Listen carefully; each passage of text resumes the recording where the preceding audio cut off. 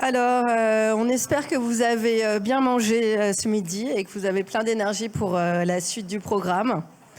Donc, on va reprendre avec une intervention à 4 voix, enfin à 3 voix, enfin à 3 pour 4.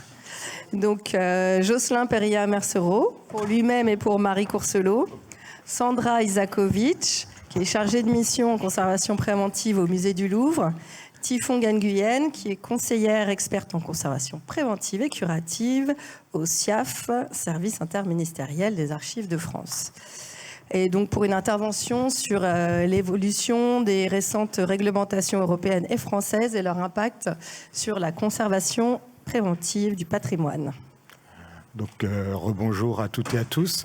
Tout d'abord, Marie Courcelot devait intervenir, elle ne peut pas et elle présente ses excuses. Et du coup, je vais essayer autant que bien que mal de ne pas trahir les propos qu'elle souhaitait tenir dans ce diaporama. Donc tout d'abord, un petit rappel en introduction, rappeler que ce point sur la réglementation avait déjà été fait lors de la première édition des Journées de la Prévue par Isabelle Colson du SMS, du Service des Musées de France. Et du coup, on s'était dit avec Typhon et avec Sandra et Marie qu'il était opportun éventuellement de revoir ce qui s'est déroulé depuis cette intervention en janvier 2023.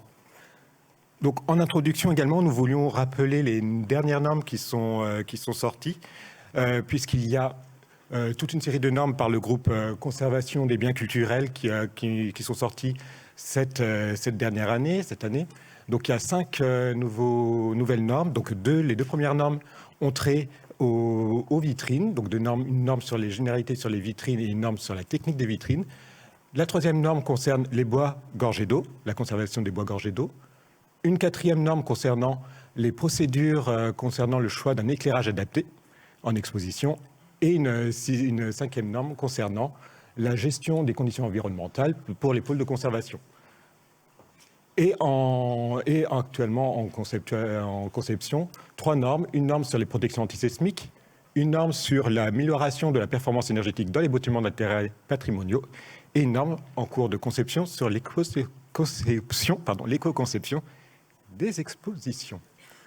Donc, à part ces normes, effectivement, en parallèle de ces normes, il y a tout un cadre réglementaire qui a évolué depuis ces dernières années. C'était un peu l'objectif de faire un point sur ce cadre réglementaire, sur ces évolutions, alors que les normes sont plutôt des recommandations. Ici, par rapport aux réglementations, nous voulions évoquer tout d'abord une série de réglementations en lien avec la gestion de crise, donc plus particulièrement la gestion des sinistres incendies et inondations. C'est pour ça qu'en rappel, Marie voulait rappeler qu'en 2022, il y a eu un rapport de l'inspection générale de l'éducation du sport et de la recherche qui pointait des carences sur le plan d'urgence dans les bibliothèques patrimoniales, ce qui explique pourquoi une circulaire en février 2024 s'est établie pour les bibliothèques, donc spécifiques, sur les plans de conservation, les plans de sauvegarde des biens culturels en bibliothèque. Également, le ministère de l'Intérieur et les services du ministère de l'Intérieur ont réagi également sur ces dernières années depuis le rapport de la Cour des comptes en 2022 qui pointait par rapport au risque d'inondation face à cette menace qui s'intensifiait, certaines lacunes dans la coordination et des mesures pour évaluer et réduire et protéger les biens culturels dans le cadre de sinistres par les eaux. Si bien que le ministère de l'Intérieur a, en 2024, tout récemment, pour répondre et pour asseoir la loi Matras de 2021 qui pose un modèle de sécurité civile renforcé et qui impose aussi à ce que les territoires rédigent leurs plans leurs plans communaux de sauvegarde et les plans intercommunaux de sauvegarde par rapport à la rédaction de ces plans de communaux de sauvegarde et des plans intercommunaux de sauvegarde.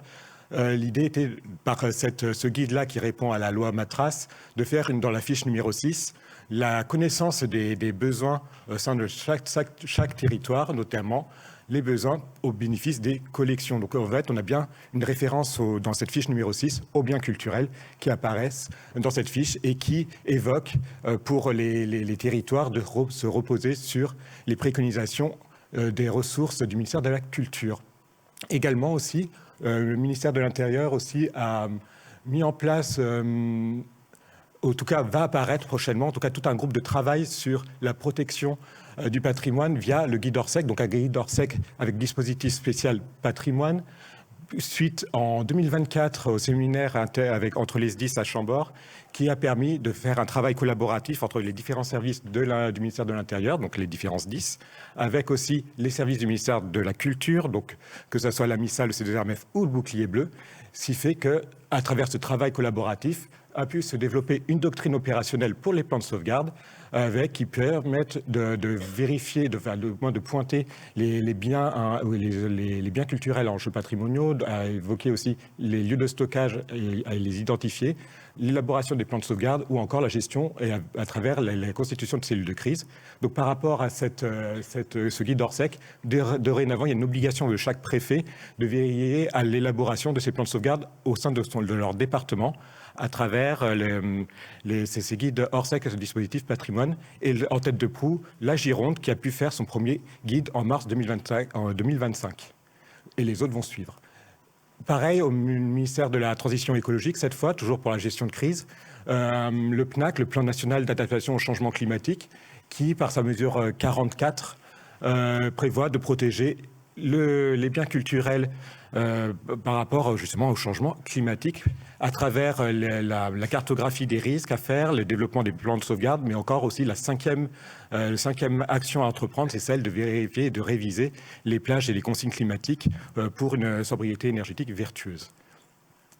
Donc point sur le climat, sur la gestion de crise, mais également un point aussi une réglementation, et c'est l'objet de cette deuxième sous-partie, sur l'éclairage, puisqu'il y a eu 2 directives qui sont certes un peu anciennes, mais qui ont un impact aujourd'hui sur l'éclairage.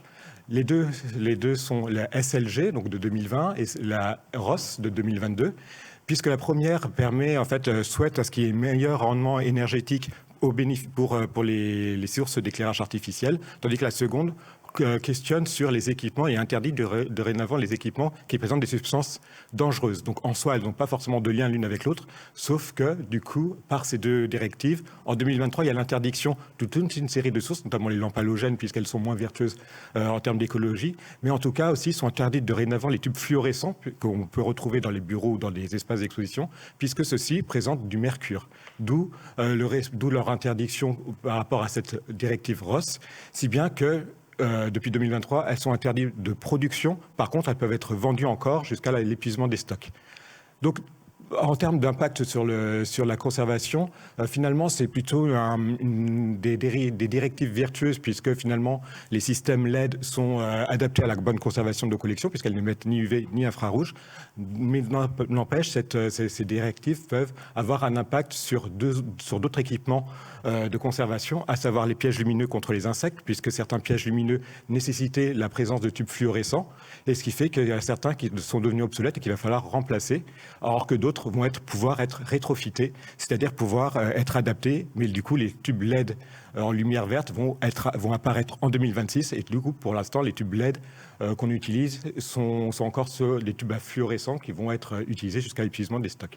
Et les purificateurs d'air photocalytiques, pas ceux à charbon actif, mais ceux qui sont photocalytiques, contiennent des tubes qui émettent des UV pour détruire les spores et les COV. Et ces équipements-là, ces purificateurs-là très spécifiques, intègrent encore des tubes fluo, puisqu'il n'y a aucun équivalent en LED pour ces équipements-là. Et je vais laisser la parole à Sandra.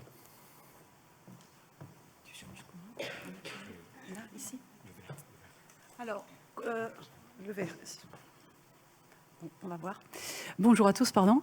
Donc, concernant la gestion des infestations et plus particulièrement les traitements de désinsectisation, nous sommes concernés par 2 modifications de la réglementation de manière récente. La première touche l'azote généré in situ. C'est celle qui va nous impacter le plus, puisque l'azote est utilisé dans les traitements d'anoxyde dynamique. Donc là, on parle bien des traitements d'anoxyde dynamique. Et et donc le principe de l'anoxyde dynamique mis en œuvre avec des générateurs d'azote in situ, donc, ou à partir de l'air ambiant. Donc, nous respirons, dans l'air que nous respirons, il y a 70% d'azote, 20,9% d'oxygène. Le générateur prend cet air ambiant dans le local, dans le in situ, en tout cas sur le site de traitement, sépare les molécules d'azote d'oxygène et ne garde que l'azote. Et c'est cet azote qui va insuffler progressivement dans l'enceinte de traitement. Pour tuer les insectes qui sont présents dans les œuvres. Donc c'est un procédé biocide et dans ce cadre-là, il entre dans la réglementation des produits biocides, la réglementation européenne des produits biocides qui édite l'obligation d'avoir une autorisation de mise sur le marché pour les produits biocides. Avec la particularité dans le cas des générateurs d'azote in situ, c'est que là, le produit actif n'est pas l'azote, puisque l'azote n'est pas toxique, puisque nous le respirons à 78%, mais bien le procédé, et ça fait partie du règlement des produits biocides. Là, c'est bien, il génère un procédé biocide, et donc il rentre dans cette réglementation. La conséquence est que nous étions depuis 2020 dans un système dérogatoire qui permettait de faire des traitements par anoxie dynamique et d'utiliser des générateurs d'azote in situ dans le cadre du traitement des collections, en fait, dans le cadre de la préservation du patrimoine. Cette dérogation a pris fin en décembre 2024 et donc depuis le 1er janvier 2025, c'est très clair, il faut absolument que les générateurs d'azote in situ disposent d'une autorisation de mise sur le marché pour pouvoir être utilisés. Alors, quelle est notre situation actuelle ? Eh bien, en fait, pour la France, une seule entreprise a déposé, puisque c'est les fabricants qui doivent déposer faire ces demandes d'autorisation, a déposé une demande d'autorisation et l'a obtenue très récemment, c'est-à-dire en juillet, et même elle a été mise en œuvre, effective depuis l'automne, là. Alors c'est une très grande chance pour nous parce que Psogers c'est le principal fabricant français des générateurs d'azote, donc c'est une très bonne nouvelle et qui équipe plusieurs d'établissements et d'entreprises qui nous proposent qui mettent en œuvre des anoxies. Mais en tout cas, c'est très clair maintenant, en ce moment, à l'heure actuelle, pour pouvoir faire de l'azote, des traitements de désinsectisation dynamique avec des générateurs d'azote in situ, il faut avoir du matériel Psogers. La situation changera si on a d'autres demandes, d'autres autorisations mises sur le marché, mais pour l'instant, c'est le cas. Tout le reste est interdit. Alors, nous sommes en attente, et on l'espère pour 2026, d'une autre autorisation qui, elle, émanera par le biais du dossier qui est porté actuellement par le ministère de la Culture auprès de la Fondation de la préservation du patrimoine prussien en Allemagne. Cette fondation a déposé, a mis en œuvre tout un dossier. Donc, c'est toujours des autorisations, elles sont assez longues en fonction de l'axe qui est demandé. En tout cas, la Fondation prussienne a obtenu en 2024 une autorisation de mise sur le marché, mais de mise sur le marché allemand, ça se fait de manière nationale. Et donc là, il y a une possibilité du fait, alors je ne rentre pas dans le détail parce qu'on n'aura pas le temps, mais en tout cas que cette autorisation de la Fondation soit étendue au marché français. Et ce serait beaucoup plus intéressant pour nous, enfin pour tout le monde, parce que là, ça couvrirait l'ensemble des générateurs d'oxygène in situ, donc tous les matériaux, c'est le dispositif en fait. Voilà. Donc, ça nous donnerait beaucoup plus de possibilités. Donc, nous sommes en attente de cette validation de dossier. La notification, ce qu'on appelle la notification, c'est-à-dire que la demande est faite par la Fondation prussienne qui a fait cette demande pour la France, puisque la France l'a demandé, ça y est. Donc, c'est en cours d'étude par l'ANSES, qui est l'Agence nationale de sécurité sanitaire, qui évalue si cette autorisation peut être appliquée sur le marché français. C'est en bonne voie, on l'espère. Voilà, on l'espère pour début 2026. Je fais un petit rappel par rapport à, et là c'est pour l'ensemble des produits biocides, mais l'anoxie dynamique l'anoxie dynamique toute seule, l'utilisation de l'azote dans l'anoxie dynamique, que ce soit par ce biais-là ou le biais des bouteilles, je vais rapidement aborder, nécessite pour pouvoir être mise en œuvre, là je parle de l'utilisateur opérateur, d'être titulaire du certibiocide. Ça c'est pas nouveau, mais c'est une chose qu'il faut savoir quand on met en œuvre ce type de traitement. Il faut être titulaire cardiovasculaire du certibiocide nuisible. Alors lui, il a évolué un petit peu l'année dernière, mais enfin globalement, voilà. Ça, c'est à prendre en compte. Alors, alors rapidement, pour dire que pour les autres techniques d'anoxie, alors d'anoxie dynamique via des bouteilles d'azote. Donc là, on ne génère pas l'azote de l'air ambiant, mais on l'a dans des bouteilles. Là, pas de changement, c'est toujours possible. Voilà, donc c'est le même protocole. Les protocoles d'anoxie, là, je ne rentre pas dans le protocole, mais ce sont tous les mêmes protocoles. Mais en tout cas, donc ça, c'est toujours possible. De même que l'anoxie statique, qui n'utilise pas d'azote, mais par le biais d'absorbeurs d'oxygène, absorbe l'oxygène et met en légère dépression. En tout cas, voilà, enlève l'oxygène là complètement de l'air de l'enceinte. Donc là, on continue à faire ça. Juste une petite remarque sur l'anoxie, l'AMM qui est active actuellement sur les bouteilles d'azote. À ma connaissance, elle arrive en fin de validité, fin d'année, là, avec la possibilité de... Oui, ça y est, je suis en retard. J'ai presque fini. Alors bon, hop, on passe. En tout cas, voilà, ça a amené à être renouvelé très prochainement. Donc, il faudra être prudent avec ça parce que je pense qu'il y aura encore des rapports à suivre. Alors, la deuxième modification réglementaire porte sur le fluorure de sulfuryle. Le fluorure de sulfuryle, donc c'est le gaz qui est utilisé pour les fumigations. Donc traitement par gaz toxique là pour le coup, autant l'azote n'est pas toxique, autant là il n'y a pas d'ambiguïté, que l'on utilise assez peu dans le domaine patrimonial, mais qui est très utile quand on doit l'utiliser. Et on va l'utiliser pour des gros traitements de bâtiments, des collections où les biens ne peuvent pas être déplacés, les hangars, les collections industrielles, etc. C'est quand même des traitements qui peuvent être très utiles, qui est extrêmement encadré et contraignant, mais donc qui est peu utilisé, mais qui nous est nécessaire quand même. Donc là, également, une bonne nouvelle. Alors, une bonne nouvelle. Une bonne nouvelle et une moins bonne, c'est que lui aussi, depuis le 31 décembre 2024, il est interdit. Alors là, il n'y a pas d'autre alternative. Actuellement, il est interdit en traitement biocide. Attention, pas traitement phytosanitaire, mais traitement biocide. Il est totalement interdit. En revanche, là, et je remercie vraiment les services du Bureau des Affaires européennes du ministère et le ministère et les services du ministère de la Transition écologique qui suivent ces dossiers-là, parce qu'en fait, là, ça a été initié spontanément par eux. Donc, ils ont déposé une demande de dérogation, un peu ce qui avait été fait pour l'anoxie il y a 4 ans. Ils ont déposé une demande de dérogation qui est, on l'espère, en bonne voie d'être acceptée pour les traitements dédiés au patrimoine culturel. Voilà. Et encore une fois, je remercie vraiment les collègues de ces deux services parce que c'est grâce à eux, parce que cette législation est assez complexe, de comprendre les mécanismes de ces dépôts d'autorisation de mise sur le marché. Enfin voilà, en tout cas, c'est pas nos métiers. Et c'est via eux qu'on a les informations et qui suivent les dossiers et qui ont les compétences pour suivre tout ça. Donc, je les remercie. Je ne sais pas s'ils nous écoutent, mais voilà. Et donc, cette dérogation a également été déposée par d'autres États membres. Voilà. Et pour finir, je vous mets la fin, mais vous l'aurez dans le PowerPoint, les sites en fait de l'ECHA, donc l'Agence européenne des produits chimiques auprès de qui se font les demandes d'autorisation de mise sur le marché et les autorisations de commercialisation. L'ANSES, qui est l'agence nationale, qui est la même chose, mais au niveau national français. Sur le site Biocide, là vous allez trouver quand ils sont déposés, mais pas toujours. Alors moi j'ai du mal à trouver des fois les trucs, mais en fait on peut faire une recherche par produit pour savoir où est-ce qu'on en est au niveau de l'autorisation, est-ce que c'est validé ou pas.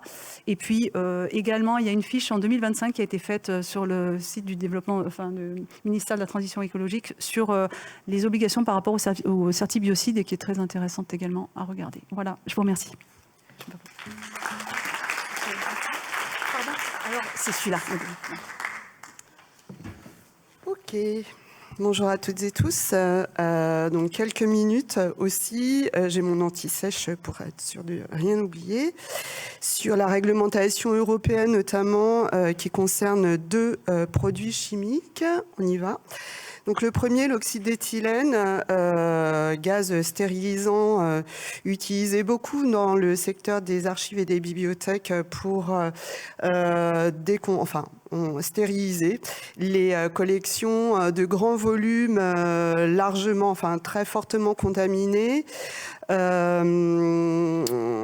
avantages de ce produit, c'est que c'est un produit stérilisant très très efficace contre les moisissures et surtout contre les spores de moisissures. Deuxième avantage, c'est un produit qui est très pénétrant et donc qui ne nécessite pas une préparation des collections avant stérilisation. Voilà, donc on peut les laisser telles quelles dans leur boîte ou dans les cartons pour la stérilisation. Et c'est un produit qui a peu d'impact sur les papiers et les cuirs. Et c'est la raison pour laquelle ce produit a beaucoup de succès auprès des bibliothèques et des archives. Voilà. Alors, gros inconvénient néanmoins, c'est un produit qui est très dangereux, qui est inflammable, toxique pour les humains, très toxique pour les humains, toxique pour l'environnement aussi. Et donc, c'est un produit qui a été récemment interdit. Donc, vous le voyez,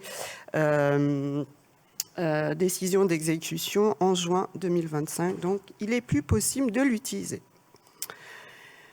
Donc, les alternatives à l'oxyde d'éthylène, les rayons gamma, pour les collections de gros volumes fortement moisis, le séchage plusieurs semaines suivi d'un dépoussiérage. Donc ça, c'est la solution qu'on préconise, nous, au service interministériel des Archives de France pour le traitement des collections d'archives moisies. Et également les vapeurs d'éthanol pour des petits volumes de documents photographiques et collections sur support papier. Donc, si vous voulez un peu plus de détails sur cette méthode, je vous incite à aller rechercher sur votre moteur de recherche préféré Chloé Lucas, restauratrice, qui a fait rédiger son mémoire INP sur le sujet, et Valentin Rottier, technicien de recherche au laboratoire de la Bibliothèque nationale de France. Voilà. Autre produit qui fait l'objet d'une interdiction et qui nous concerne tous, préventeurs, ce sont les fluides frigorigènes fluorés. Alors, les fluides frigorigènes, comme vous le savez certainement, sont les produits utilisés dans les installations qui produisent du froid. Donc, pour nous, ça sera essentiellement les climatiseurs, donc qui sont utilisés pour rafraîchir l'air, mais aussi les déshumidificateurs. Ce sont des fluides, alors les fluides frigorigènes fluorés sont des fluides qui ont un très fort, ce qu'on appelle un PRP, un potentiel de réchauffement planétaire. Ce sont des gaz à effet de serre très très puissants et donc l'Union européenne souhaite a entrepris depuis quelques années leur disparition progressive pour qu'on n'en ait plus du tout en 2050. Alors, si l'Union européenne a décidé de les interdire, c'est parce qu'il y a des produits de remplacement au HFC, donc hydrofluorocarbone. Voilà. Donc, les produits de remplacement, vous les voyez là. Il y en a plusieurs familles. Je vais pas rentrer dans les détails. Mais parmi eux, vous voyez, il y a les hydrocarbures. Et dans ces hydrocarbures, notamment, il y a le propane. C'est le même propane qu'on a dans les bouteilles de propane pour les barbecues ou pour les gazinières. Donc, imaginez-vous avoir une petite bouteille de propane dans vos espaces de conservation. Voilà, c'est pas très rassurant pour nous. Le problème de ces produits de remplacement, c'est qu'ils sont tous inflammables, plus ou moins inflammables maintenant. Voilà. Donc, l'objectif, c'est de choisir les produits qui sont les moins inflammables, parce que vous allez voir que le calendrier d'interdiction des fluides frigo est extrêmement complexe. Je ne vais pas rentrer dans les détails. Si vous voulez en savoir plus, au SIAF, on a rédigé une fiche à cet effet. Donc voilà, je vous ai mis l'adresse du lien. Sinon, vous tapez France Archives, fluide frigorigène, et vous allez tomber normalement sur le document, enfin la fiche en question. Qu'est-ce que je voulais dire d'autre ? Voilà, donc en fait, ce calendrier, il dépend Il dépend beaucoup s'il est aussi complexe, et qu'il dépend du type de matériel considéré, et il dépend aussi de sa puissance. Voilà, alors les appareils qui nous intéressent immédiatement sont les suivants, donc les climatiseurs et déshumidificateurs à condensation, qui se branchent sur une prise et sont sur roulette, donc déplaçables d'un local à l'autre. Pour ces appareils, en fait, l'utilisation des HFC est interdite depuis 2020. Voilà, donc ça veut dire que si vous voulez acheter un appareil, normalement, vous ne pouvez plus acheter que des appareils qui contiennent des fluides frigorigènes inflammables.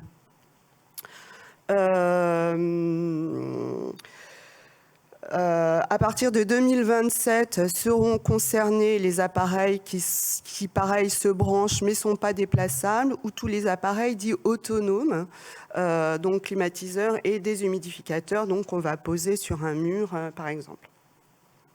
Alors, dans tous les cas, s'il est confirmé que l'utilisation de fluides frigorigènes inflammables dans les espaces où sont conservés ou exposées les collections patrimoniales ne constitue pas un motif dérogatoire, on va voir si on peut demander justement une dérogation pour notre secteur, et que nous n'avons pas d'autre choix que de nous équiper d'appareils contenant des fluides inflammables. À ce moment-là, il faudra choisir des appareils, il faut déjà choisir d'ailleurs des appareils qui présentent les risques les moins élevés, donc ceux qui sont classés A2L sur l'échelle d'inflammabilité des fluides frigo. Voilà, merci à vous.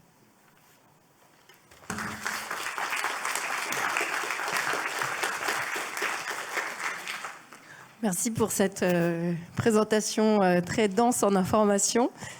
Et on va poursuivre avec Hugo Bordet pour qui est consultant en conservation préventive, HB Conservation, sur une intervention sur les collections conservées en fluide.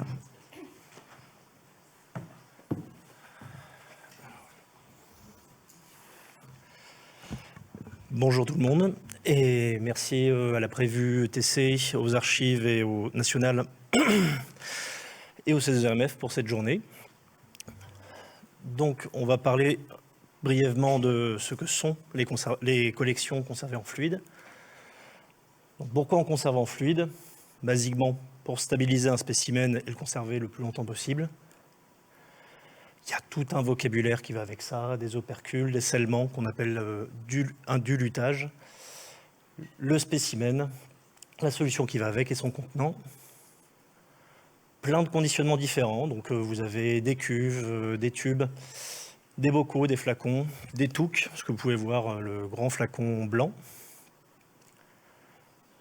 Il y a deux types de fluides. Les fixatifs, une fois qu'on a préparé le spécimen et qu'on stabilise son évolution, et le fluide de conservation qui arrive dans un second temps après sa conservation. Donc le fixatif stabilise.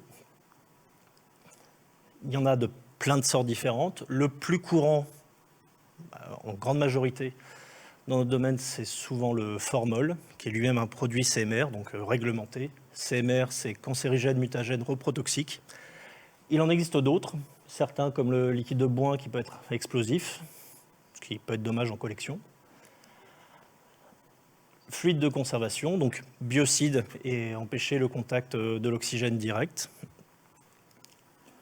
Il y en a plein de sortes. Pareil, le plus courant, c'est soit le formol dans une quantité, dans une concentration moindre, ou l'éthanol. Mais il en existe plein d'autres. Mais en tout cas, en France, le plus courant reste l'éthanol. Donc, se poser la question de pourquoi conserver, surtout quand on est sur des collections toxiques, c'est une bonne chose.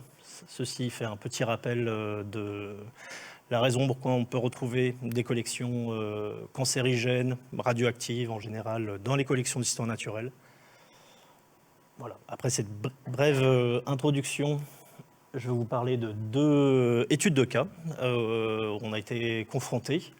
Donc, la première, un changement de 2 cuves d'éthanol au MNHN de 1100 litres. Forcément, avec les risques présentés, on intervient toujours à minima en binôme. Donc là, j'étais accompagné de Thierry Houdoir, conservateur PSTN, avec ces différents objectifs de convertir les cuves de 1000 litres en 550 litres, de changer une partie du fluide et profiter de faire le relevé d'informations, parce que dans des cuves, quand vous avez les spécimens au fond, souvent les informations peuvent être perdues, ça peut être l'occasion de faire un point. Donc, dans un espace, comme vous pouvez le voir, peu facile de circulation. Donc, c'est une pièce qui était consacrée avec quelques étagères au fond. Donc il a fallu faire un état des lieux, faire un peu de place. Bien sûr, des cuves de 1100 litres, elles ne sont pas sur roulette, elles sont directement au contact du sol. Donc là, vous avez un éthanol qui est entre 70 et 80%, avec des grands spécimens qu'il faut manipuler, transférer dans d'autres cuves, avec des équipements de protection appropriés, parce que là, pour le coup, il y a rarement des traitements d'air adaptés, j'entends, parce qu'il y a des traitements d'air, c'est une réserve qui est enterrée au MNHN, mais vu les dégagements de vapeur qu'il y a pu avoir, ce n'était pas forcément fait pour. Donc, le relevé d'informations, le transfert dans les nouvelles cuves que vous pouvez voir à droite sur roulette. Ça a encore servi ce relevé d'informations récemment suite à la cyberattaque où les utilisateurs cherchaient des informations sur ces pièces-là. Ils ne peuvent plus atteindre leur base, donc j'ai pu leur envoyer il y a encore quelques semaines. Donc voilà, à droite, vous avez le spécimen le plus petit auquel j'étais confronté. Autant vous dire que ça ne rentre pas dans un flacon, ou pas un flacon standard. Et une exception à gauche avec un spécimen qui était beaucoup trop grand, qui a dû rester temporairement dans la cuve parce qu'il ne rentrait pas dans les autres cuves. Et à droite, vous avez les déchets produits par ce chantier. Les seaux blancs, c'est tout ce qui est papier absorbant et autres consommables. Et à droite, vous avez le fluide qui était bien coloré, parce qu'on était sur des requins et des raies qui dégagent énormément de graisse. Et la consigne était de rétablir une partie. Donc, pour voir la taille des cuves, à droite, elle est posée sur une palette de rétention, donc 1,20 m sur 80. C'était quand même de plutôt belles cuves, qu'il a fallu être un peu ingénieux pour la sortir de la réserve, comme vous pouvez voir à gauche, mais on a pu sortir sans rien casser. Et ça s'est converti en 4 bacs de 550 litres. Donc les objectifs ont été atteints, sauf pour un spécimen. Ça a fait l'occasion d'une étude pour un prototype de cuve inox plus tardif. Vous avez les quantités de litres utilisées et l'intérêt du relevé documentaire.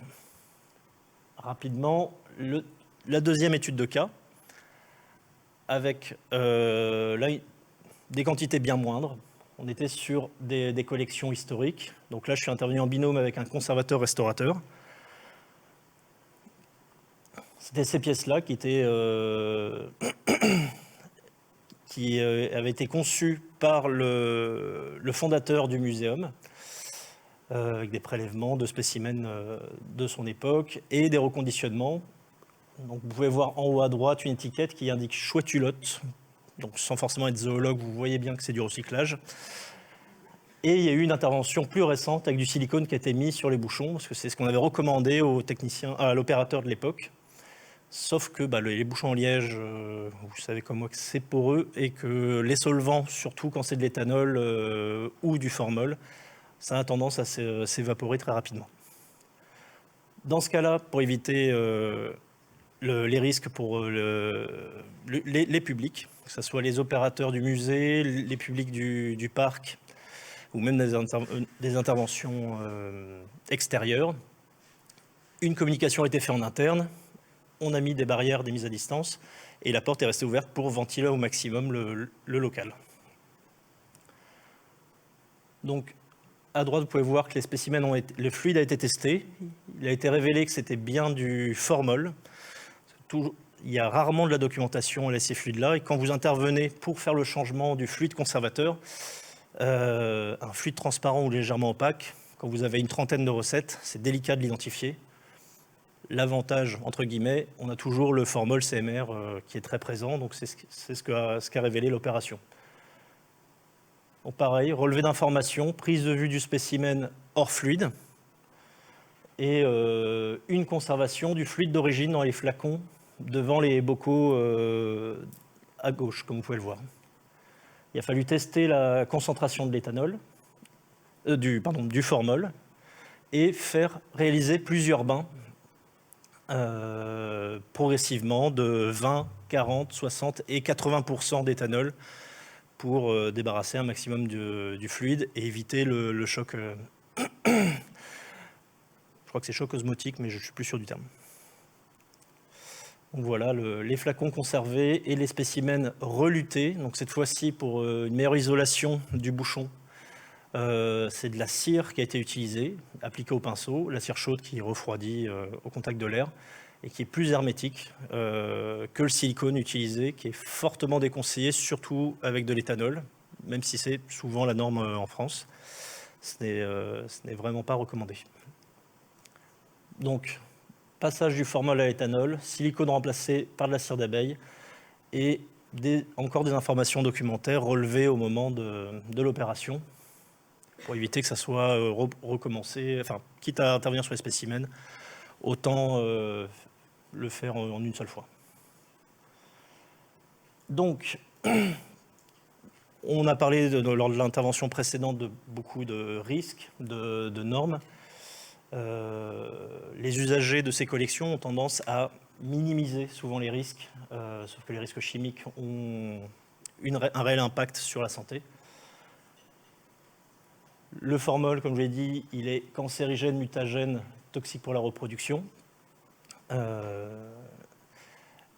C'est un risque qui est fortement sous-estimé dans ce milieu, mais qui tend à avoir une meilleure prise en compte, notamment avec le travail sur la fiche formol publiée cette année en mars par les étudiants et qui est très intéressante.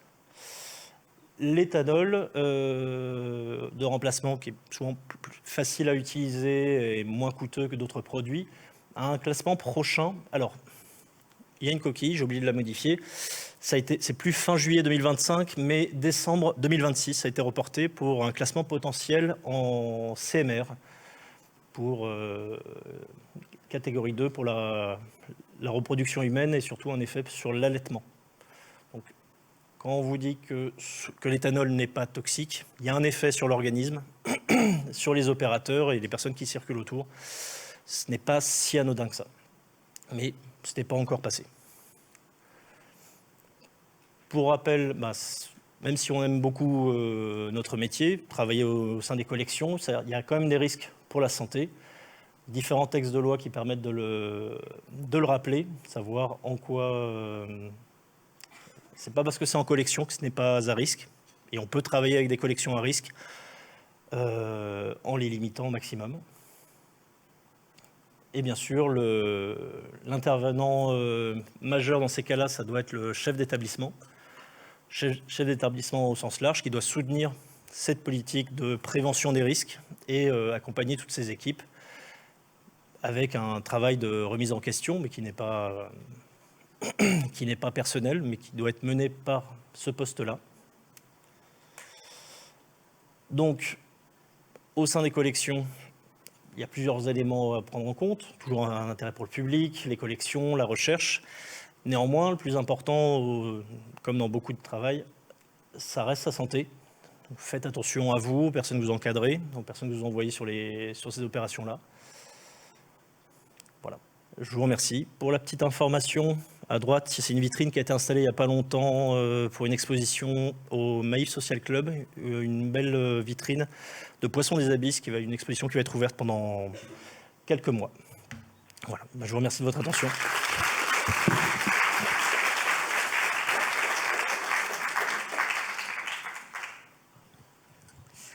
Merci pour cette présentation immersive, si vous me passez le mauvais jeu de mots. Et on va continuer avec Adrienne Kretschmar, régisseuse au Mobilier National, sur l'utilisation du Fosshape.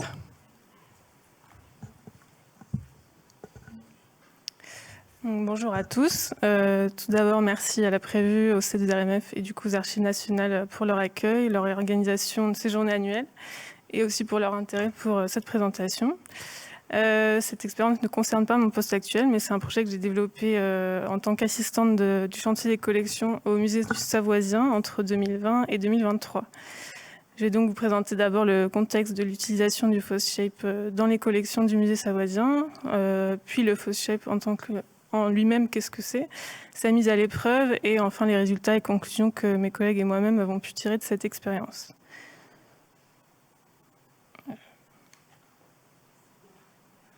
Ah, ok. Merci.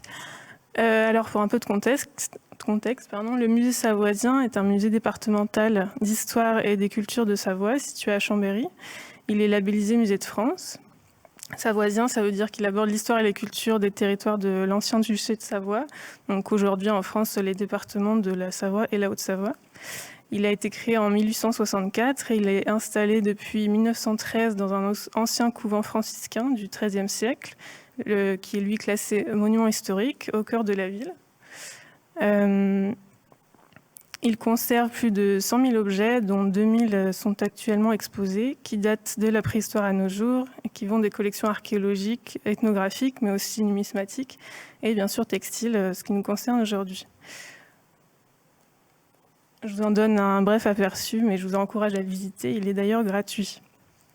Alors, en 2013, le musée entame une longue période de fermeture, puisque commence effectivement un projet ambitieux de modernisation du bâtiment et de la muséographie qui va durer 8 ans, dont 4 de travaux. Et cette rénovation d'ampleur a été l'occasion d'un chantier des collections. Ce chantier a permis d'améliorer la connaissance de la collection ainsi que les conditions de conservation. On est donc passé d'une collection qu'on pensait de 70 000 objets à plus de 100 000 dénombrés. Ce chantier a été dès le début intégralement réalisé en interne par les agents du musée, par une équipe de 2 à 3 agents spécialisés, mais aussi grâce à l'aide précieuse d'autres agents comme les agents d'accueil, des personnels administratifs et des stagiaires. Une part importante du chantier a été le chantier de la collection textile. Plus de 2000 pièces sont présentes dans cette collection, allant de costumes traditionnels complets, donc on a à la fois la robe, mais aussi le châle, la ceinture et la coiffe. Également des uniformes militaires, des tenues de montagne, même quelques exemples un peu plus exotiques comme une armure de samouraï ou une parure amazonienne. Et plusieurs proviennent de dons de sociétés folkloriques du département, mais aussi de campagnes d'acquisition lors de la création du musée, et récemment lors d'une campagne d'acquisition de vêtements de montagne pour enrichir la collection avant la réouverture. Et j'en profite d'ailleurs pour saluer mes anciennes collègues Aurélia Kiefer et Elodie Gilbert qui ont récemment publié un article sur tout leur travail de dénomination des collections textiles pendant ce chantier. Et pour ces collections tout spécialement, le chantier était une étape très importante pour améliorer la conservation, puisque les très nombreux biens étaient dans des anciens conditionnements des années 70 avec des matériaux non neutres et non stables, des cartons acides, des cintres en métal, etc. Et parfois simplement entassés dans des caisses depuis de nombreuses années. Donc le dépoussiérage et le reconditionnement étaient une étape très importante et même obligatoire pour la survie de ces collections. Il y a eu un gros travail des équipes du musée pour réaliser, d'abord penser et réaliser en interne des conditionnements à la fois standardisés, qui puissent être réalisés rapidement, et respectueux des spécificités de chaque objet, donc des tailles diverses, les matériaux et les états de conservation, mais aussi réalisables avec le budget qui était alloué au chantier. Et une donnée importante était que tous les conditionnements devaient être pensés pour un déménagement, un point sur lequel je reviendrai un peu plus tard. Donc, dans cette collection se trouvent également un peu plus de 200 coiffes, chapeaux, couvre-chefs assez divers. Donc, vous avez quelques exemples ici. Ça va des coiffes féminines traditionnelles des différentes vallées de Savoie qui ont des formes très, très, très variées. On a aussi des chapeaux de ville, des chapeaux en paille, des képis, des bicornes divers. Donc, cette collection pour laquelle quasiment aucune pièce était conditionnée a également posé ce défi de proposer un support adapté aux normes de conservation, aux spécificités physiques de chaque objet, tout en étant réalisable facilement en interne, rapidement et avec un coût acceptable. C'est ici qu'arrive le Foshape. Alors, qu'est-ce que c'est ? C'est un non-tissé de polyester thermoplastique qui ressemble à du feutre, donc assez souple et duveteux.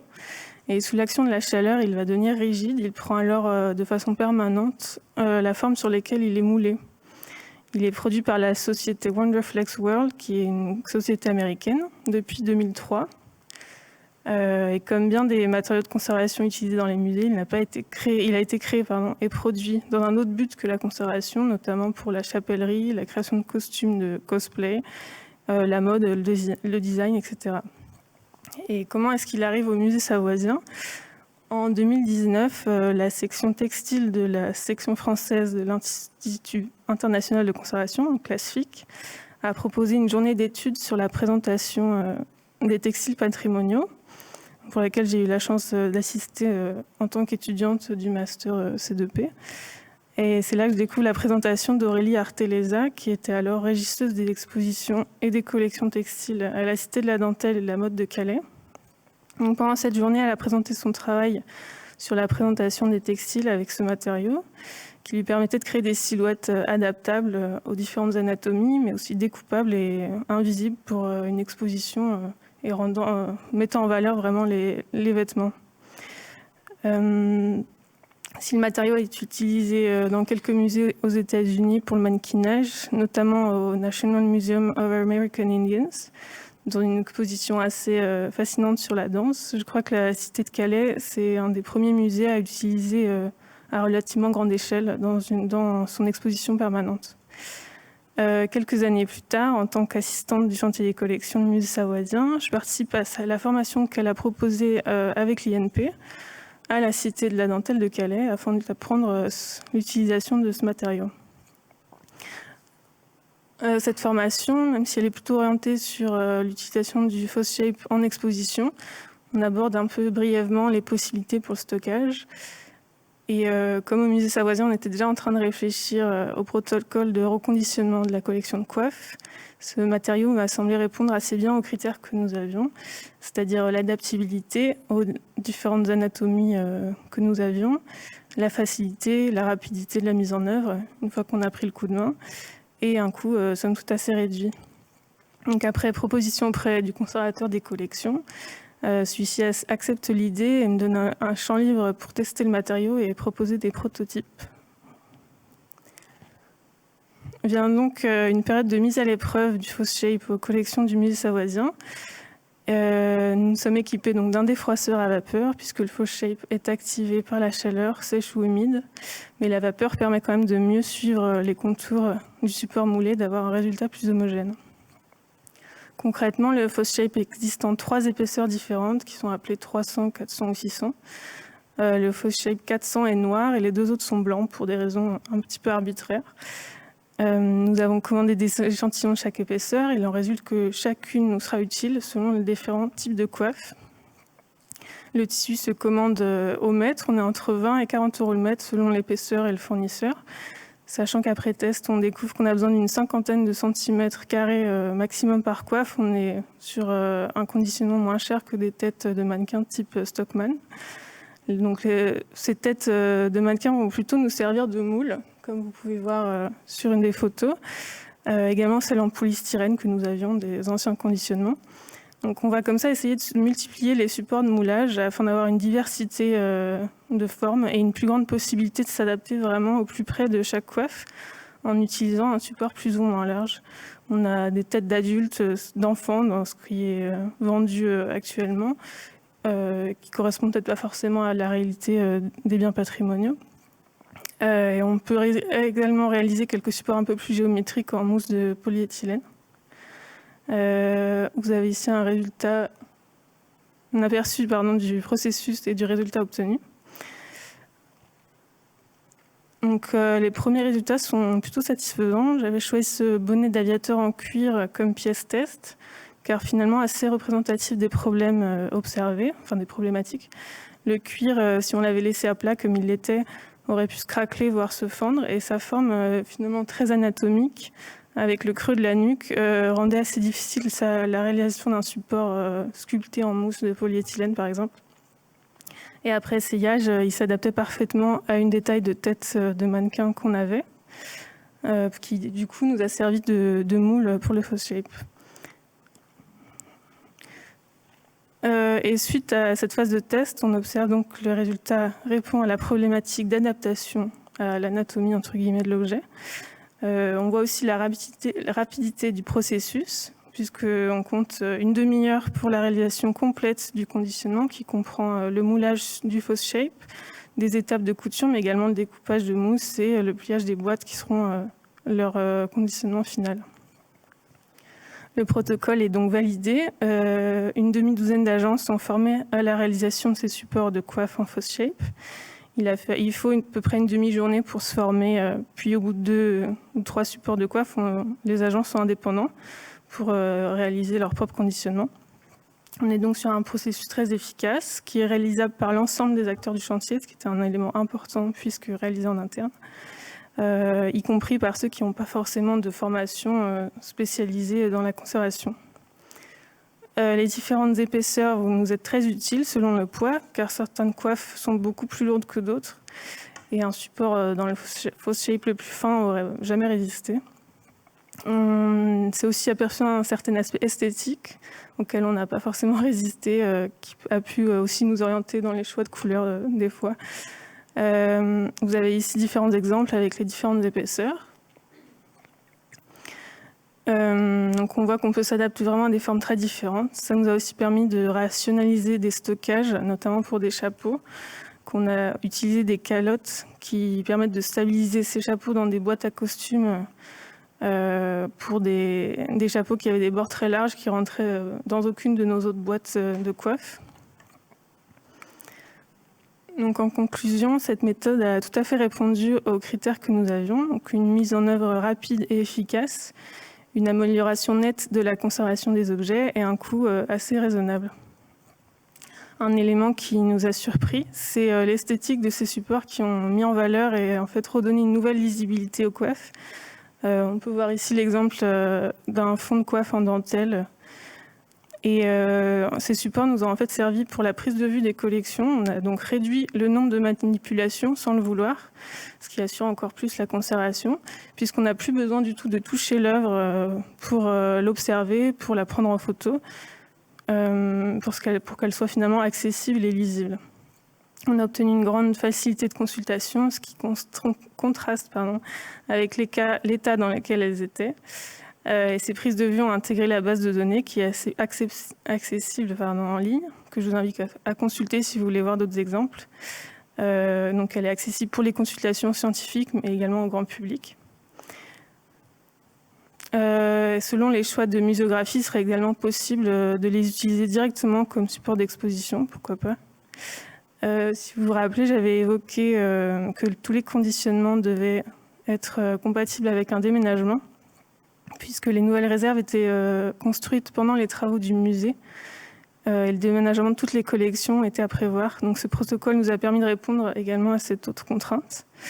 On a pu du coup déménager toutes les coiffes sans avoir à reprendre ou à réviser le conditionnement initial. C'est donc presque l'ensemble de la collection, soit environ 200 coiffes, qui ont été reconditionnées grâce à cette méthode. J'en viens donc aux limites du matériau. Une première qui est assez importante, c'est le manque de recul sur le fausse shape. C'est un produit plastique issu du pétrole. Le test d'Audi a été réalisé en 2009, qui montrait l'absence de réaction du matériau sur les échantillons. Mais cependant, c'est une production industrielle du plastique, donc qui peut entraîner des variations d'un exemplaire de fausse shape à l'autre. On conseille donc de surveiller l'évolution des collections, surtout en réserve sur le long terme, notamment celles qui présentent du métal. Et un élément auquel on ne s'attendait pas vraiment est apparu au cours de la réalisation de ce projet, c'est l'effet du climat, puisqu'on travaille dans des réserves temporaires qui n'étaient pas hermétiques et qui subissaient des variations de température importantes, notamment pendant l'été 2022, qui était la grande période pour ce projet, où la température dans les réserves frôlait très souvent, mais presque 40 degrés. On a alors observé un effet sur le fausse shape, c'est-à-dire qu'asséché par la chaleur, il perd en rigidité et devient moins solide, même avec la plus grande épaisseur, donc le fausse shape 600. Le matériau, même activé, devient un peu mou. Et ce phénomène est apparu dans des conditions climatiques extrêmes, mais qui, on le sait, sont amenées à se répéter. Et toutes les réserves de musées ne sont pas, malheureusement, à 20 degrés, 50% d'humidité. Et même les CTA ne sont jamais à l'abri de quelques pannes. Et lors de la préparation de cette intervention m'a posé quelques questions pertinentes sur l'aspect durable du Phoshapes. C'est en effet des questions que nous nous sommes posées lors des tests préalables, comme celle de l'innocuité. Et notre direction a été clairement informée sur ces doutes ou ces problématiques. Mais en fait, le projet du musée, c'est une restauration de l'ensemble de la collection d'ici une petite dizaine d'années. Donc à ce moment-là, on aura un recul à la fois sur l'évolution du Phoshape dans le temps, la nécessité ou non de changer les supports et son impact sur les collections.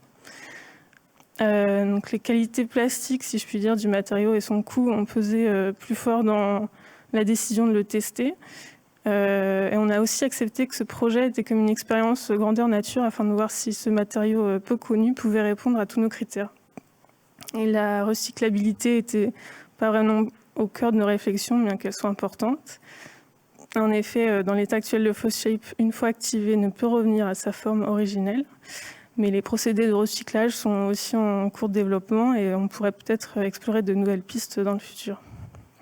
Donc pour conclure, le Phoshape a répondu à toutes nos attentes et le musée savoisien, à ma connaissance, est un des rares musées à avoir utilisé ce matériau à large échelle pour le conditionnement des collections. Et maintenant que la pratique est intégrée dans l'institution, elle offre de nouvelles possibilités pour l'équipe à d'autres applications, notamment pour le mannequinage en exposition qui était finalement son cœur de cible comme était pensé à Calais. Et je conclurai là-dessus. J'en profite pour remercier mes anciens collègues du musée savoisien, souligner leur participation, leur investissement et le soutien de la direction du musée dans le développement de ce projet. Et merci pour votre attention.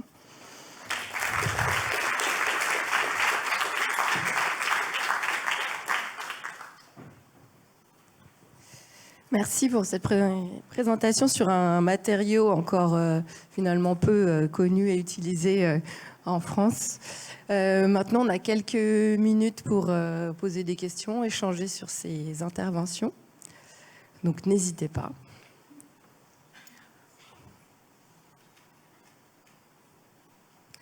On ne sait pas où est le deuxième micro. Oui, une question, pardon.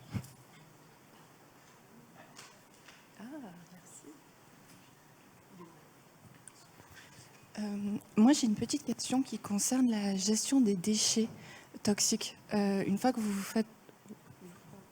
Vous m'entendez bien? Une fois que vous faites vos interventions, qu'est-ce que vous mettez en place pour pouvoir justement les formules utilisées, les déchets papier? Là, vous avez montré qu'ils étaient stockés, mais est-ce qu'il y a quelle est la temporalité de la gestion et est-ce que vous faites intervenir des sociétés particulières voilà. Alors, pour le coup, quand on intervient sur des collections de ce type-là, pour le traitement des fluides souillés, déjà, ils sont identifiés dans des bidons adaptés. Et en amont du chantier, c'est obligatoire, on établit un plan de prévention où le traitement de ces déchets est géré. L'avantage, c'est que quand on intervient, c'est pour des universités, des muséums, que ce soit le national ou en territorial, qui peuvent avoir des accords avec des déchetteries, qui ont elles-mêmes des filières de traitement des déchets, avec des hôpitaux, des pompes funèbres qui ont ça. Et quand, bon là c'était exceptionnel tout à l'heure d'avoir cette quantité-là, mais quand il y a un bidon de 10 litres, il est facile entre collègues de pouvoir l'inclure à une chaîne de traitement avec un passage trimestriel. C'est le cas au Muséum de Paris où ils ont un marché avec des personnes qui viennent avec des palettes, des chimistes qui confirment l'identification et qui les traitent et qui les traitent de la bonne manière. Ce n'est jamais jeté, bien évidemment, dans les eaux usées et c'est clair et net dans le plan de prévention et dans le rapport d'intervention.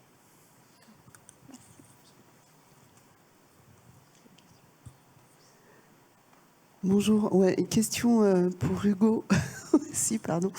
Je voulais savoir quelle relation vous aviez eue avec les... Parce que c'est quand même des grosses institutions publiques, avec en principe des services hygiène et santé qui en général sont assez présents. Je voulais savoir si vous aviez, comment vous aviez travaillé avec eux.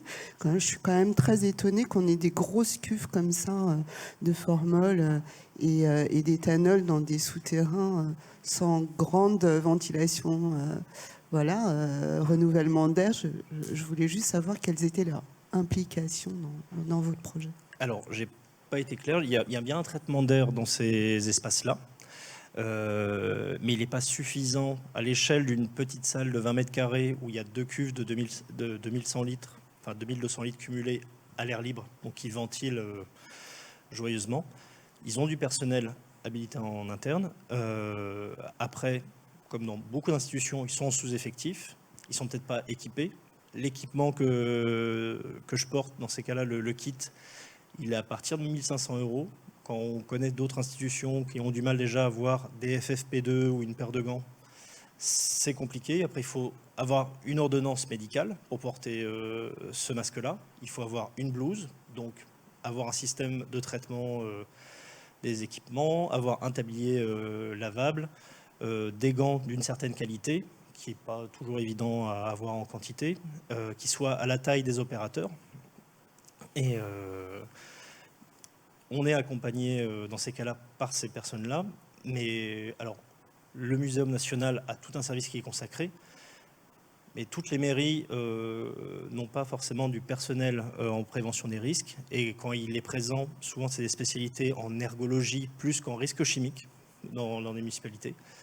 Donc ça dépend vraiment des situations. Là, c'était vraiment 2 cas particuliers, mais des cas comme ça, avec l'équipe, on en a dans plein de situations très différentes. Et quand le service hygiène sécurité existe, en fait, souvent, il est ravi qu'on lui explique comment il faut faire. Si c'est... D'accord. Est-ce qu'il y a d'autres questions ?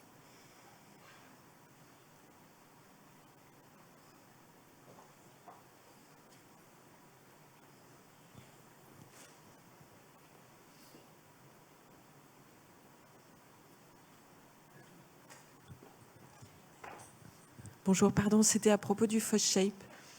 Je ne sais pas si c'est moi qui n'ai pas bien suivi. Je voulais juste savoir, est-ce que vous gardez un noyau quand même en dessous ou pas? Ça, j'ai pas...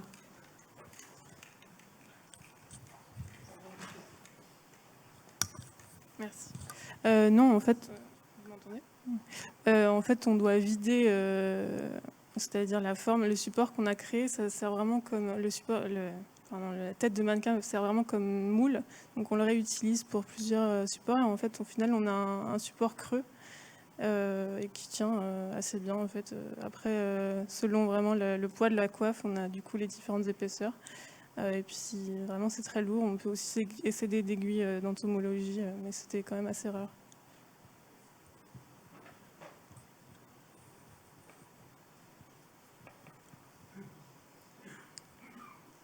D'autres questions ? Je vais en poser une, du coup, sur le FOSSHAPE. Vous avez traité combien de coiffes et en combien de temps? Je vous l'ai peut-être dit, mais je... On en a traité 200 sur à peu près 3-4 mois. On était, oui, du coup, 2 à 3 personnes selon les plannings et les équipes.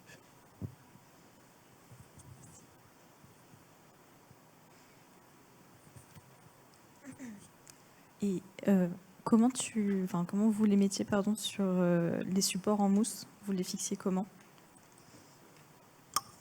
On fait un trou dans la mousse de polyéthylène, tout simplement, et après c'est calé, ça s'équilibre avec la boîte de polypropylène.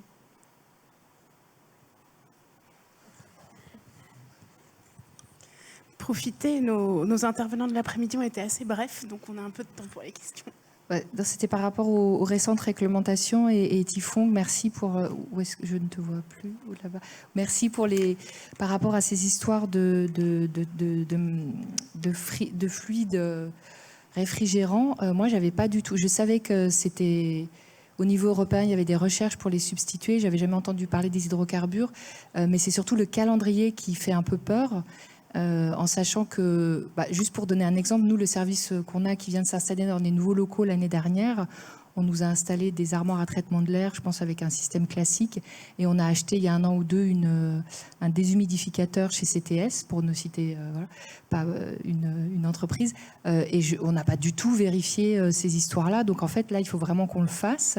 Et ces gens-là, ils continuent... Enfin, est-ce qu'ils ont le droit de continuer? Parce que je pense que personne n'est au courant ou très peu de gens sont au courant. Donc merci déjà pour l'information. Question intéressante, Agnès. Alors je Je vous ai pas détaillé le calendrier parce qu'il est extrêmement complexe. Ça dépend vraiment du type d'appareil utilisé. Les gros appareils sont pas encore concernés, ils vont l'être bientôt. Ceux qui sont d'ores et déjà sous le coup de la loi, ce sont les petits appareils, et notamment, je vous l'ai indiqué, les petits appareils transportables. À ne pas confondre avec mobile, parce qu'en fait, dans la législation, un appareil mobile, en fait, c'est un appareil qui se déplace quand il est en route. Donc, ce sont les appareils qu'on met dans les voitures ou les camions. Voilà. Donc, ceux-là sont les transportables, enfin déplaçables plutôt. Et si vous regardez en fait la composition en fluide frigo des appareils qui existent déjà sur le marché, vous verrez qu'il y en a, vous en trouverez quasiment plus avec des anciens fluides. Voilà. Le R290, qui est le propane, est en train de se répandre et prendre toute la place, quasiment, sur le marché de ces installations. Et malheureusement pour nous, il coûte beaucoup moins cher que les autres fluides frigo à faible PRP, donc potentiel de réchauffement planétaire, comme les HFO par exemple. Ils coûtent moins cher que ceux qui nous intéressent, nous. Alors j'espère que ça va évoluer, mais pour l'instant, c'est vrai qu'il y a un problème économique pour nous. Autre remarque, alors il y a des dérogations possibles à l'utilisation de ces fluides qui existent déjà. On va demander une dérogue pour le domaine patrimonial. Pas sûr du tout qu'on y arrive.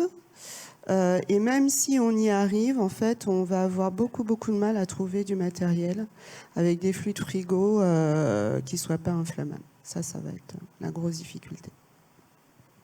Donc pour l'instant, A2L, vous avez retenu.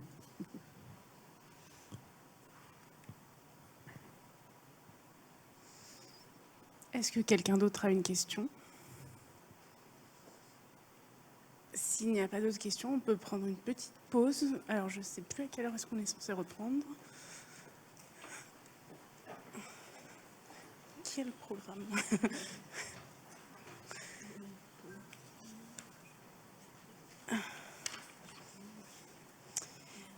Ok, donc on a une belle pause. On va prendre 20 minutes de pause, 20 bonnes minutes.